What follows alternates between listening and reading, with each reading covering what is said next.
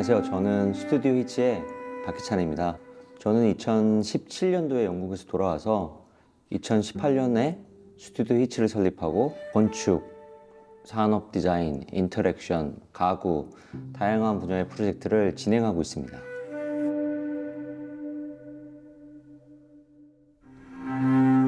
디바이스나 머신에 대한 아주 어렸을 때부터 개인적인 흥미와 관심이 있었던 것 같고요. 건축이라는 프로젝트가 스케일이나 예산이나 재료에 대한 제한이 있게 되잖아요. 큰 건물을 직접 만들 수 없고, 그렇다 보니까 디바이스나 머신을 디자인하는 것, 만드는 것이 자기의 건축적인 아이디어를 테스트하고 실험하는 좋은 도구였습니다. 제가 처음이 아니고 수많은 건축가들이 레오나르도 다빈치, 딜로 스코피디오, 장 누벨, 많은 건축가들이 디바이스나 머신을 만들면서 자기 아이디어를 테스트해왔고 실험해왔고, 그런 차원에서 디바이스나 머신을 디자인하는 것, 만들어내는 것이 건축의 아주 중요한 프로세스라고 저희는 생각을 하고, 정교한 머신을 만들어내는 것, 그게 작동하게 만드는 것, 이런 것들이 큰 건축을 만드는 데 있어서도 큰 도움이 되는 프랙티스라고 생각하고, 또 그 머신 그 자체도 어떻게 그 머신이라는 그 메커니즘 안에서 공간으로 점유될 수 있을까, 그런 고민들이 있어 왔고, 서로 핀볼 머신도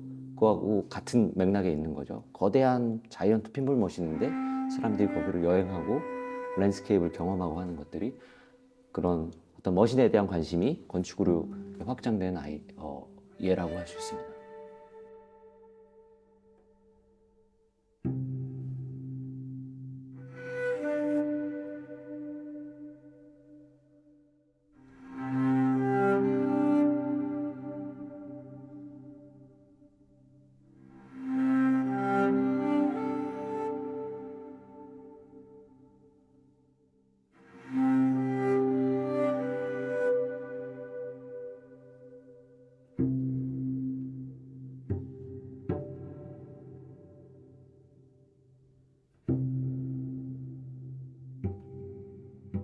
서울반 필름머신을 이렇게 발표했을 때 많은 분들이 산양양조장 했던 그 스튜디오 휘치가 또 이런 컬러풀한 작업을 했다고 라고 되게 이렇게 놀라시는 분들이 있었습니다. 저희가 이제 어떤 우리 작업의 영역이 이렇게 한정되는 걸 바라진 않지만, 두 프로젝트가 다르지만 또 중요하게 우리가 갖고 가는 것들이 있다고 생각합니다. 그게 아까 말씀해 주셨듯이 디테일에 대한 어떤 진지함, 뭘 하나 만들더라도 그 만들어내는 결과물에 대한 책임감, 진지함, 이런 것들이 두 프로젝트에 다 존재한다고 생각합니다.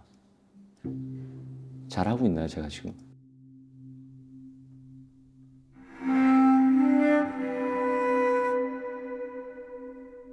서울반 필름머신, 서울마을 프로젝트 공모 단계에서 실제로 만들었던 스케일 모형인데, 직접 핀볼 머신을 직접 이 스케일로 만들었고, 이 프로젝트가 끝난 이후에도 제 사무실 직원들하고 액티비티라고 해야 되나요? 그냥 이렇게 가끔 커피 내기 게임도 하고 그렇습니다.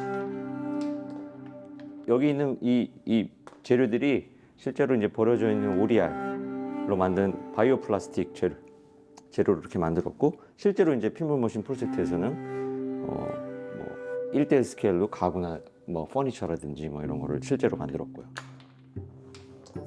건축이든 공간이든 우리가 만드는 기계 장치든 항상 퍼포먼스적인 측면을 고려하는 것 같아요. 그래서 예를 들어 내가 어떤 장난감을 가지고 놀 때, 내가 어떤 공간에서 내가 어떤 행위를 할 때, 그 공간이 어떤 배경이 되고 내가 퍼포머가 되고, 때로는 내가 관람객이 되고, 관람객이 퍼포머가 되고, 퍼포머가 관람객이 되고, 그 공간 안에서, 그럼 그 공간 자체도 퍼포먼스일 수 있고, 이런 퍼포먼스 차원의 관계를 항상 고민을 하게 되는데, 이번 젊은 모색 전시를 예를 든다면 말씀하신 대로 관람객이 우리가 만든 마블 런웨이의 어떤 행위를 하게 돼서 기계 장치가 작동하게 되고, 그럼 그 이제 퍼포먼스가 시작되는 거죠. 그러면 관람객으로서 그 공간 또는 그 장치의 어떤 퍼포먼스에 참여하게 되고, 어떤 관람객이 또 생기겠죠.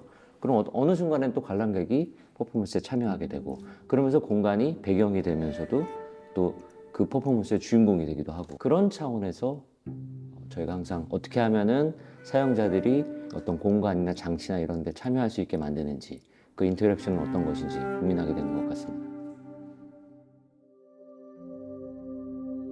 국립현대미술관 과천관이, 그러니까 서울관이랑은 다른 특징들이 있다고 생각하거든요. 처음에 대공원역에 내려가지고 길게 산을 돌아서 미술관에 다가가게 되고, 그리고 또 미술관에 들어가면은 이 나선에 이제 램프가 있는데 다다익선에 있는 그 공간을 통해서 전시 공간들을 순차적으로 경험하게 되고, 그러다 보면 또 자연스럽게 옥상 정원에 다다르게 되고, 그럼 또 내가 지나왔던 청계산의 풍경을 다시 감상하게 되고, 이런 모든 시퀀스들이 마치 순례자가 대성당을 방문했을 때 네이브라든지 나르텍스라든지 클로이스터라든지 트랜셉트라든지 그런 대성당의 다양한 공간들을 순차적으로 경험하게 되고, 그러면서 뭐 찬양을 드리고 묵상을 하게 되고, 그게 마치 국립현대미술관 과천관에서는 건축가가 만든 공간의 시퀀스, 또 큐레이터들이 전시마다 기획하는 그런 시퀀스, 공간을 예술 작품으로 관람하는 방식들, 이런 것들이 유사점이 있다고 생각을 했고, 그런 측면에서 이번 전시를 통해서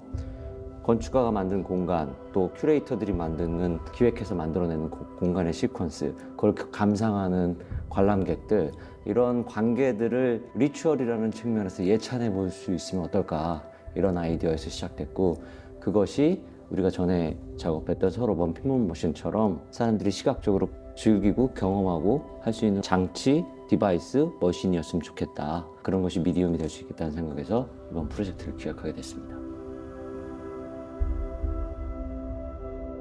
과천관은 제가 뭐 작년에 원형정원 프로젝트에서도 느꼈고, 이 프로젝트를 통해서도 느꼈고, 이전에 처음 김태수가 40년 전에 만들었을 때하고는 또 다르게 그 건물을 분석하고 또 고민해 보면 볼수록 그 건물이 갖고 있는 교훈, 가치, 이런 것들을 되게 다시 한번 생각하게 됐는데요. 예를 들면 그 돌을 쓰는 방식들, 그 당시에는 그 화강석이라는 돌이 그렇게 사람들이 좋아하는 재료가 아니었음에도 불구하고 집요하게 그 돌을 쓰는 방식들, 그 돌의 텍스처를 만들어내는 방식들, 그 돌의 패턴을 만드는 방식들이 당시에는 그렇게 존중받지 못했던 것 같은데, 지금 오히려 더 존중할 수 있는, 그 가치를 더 재인식할 수 있는 그런 기회였던 것 같고, 그런 의미에서 젊은 건축가로서 뭐 오래된 유산이라고 하면 유산일 텐데, 그 건축을 다시 탐험해 볼 수 있는 기회가 됐던 것, 이런 것들이 되게 좋았습니다.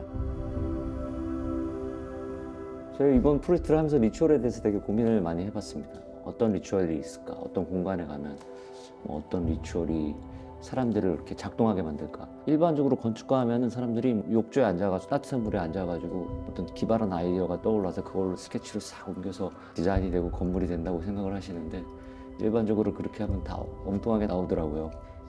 그래서 저는 좋은 커피를 마시고 또 대화를 많이 하고요. 우리 팀원들하고. 그게 제가 어떤 프로젝트를 할 때의 리추얼인 것 같습니다. 준비했는데 이게 잘 안 되네, 이거. 재밌게.